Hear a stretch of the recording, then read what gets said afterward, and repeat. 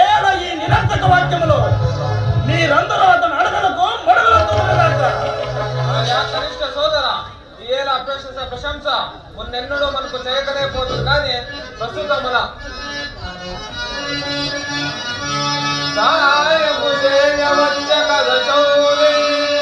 అతండొక్క మేల మాడ అన్యాయముగ కుటుంబ కళామునదగినేవో చాలుని కోయతనంబో బయటపడే ఘోరల కొంచెవులను అయ్య దాయాదులు ఇలలో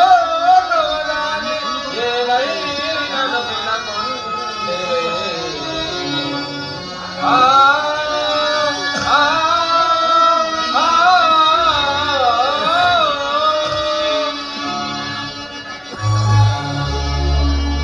అదేను కాక యథార్థము ఆలోచించను తాజయను చంగురువులు చూడలు చూచుండగా బాధ కలిడవోక మన బాధను బట్టే పరాభవింప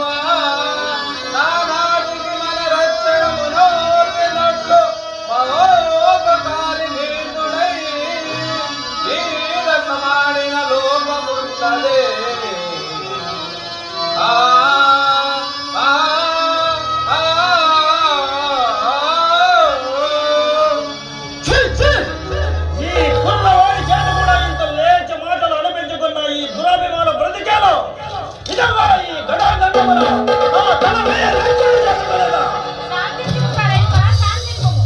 క్షత్రియ కుమారులకు సాహసం తగదని నీవిట్లు తొందరపడి ప్రాణత్యాగం గావించుకున్నా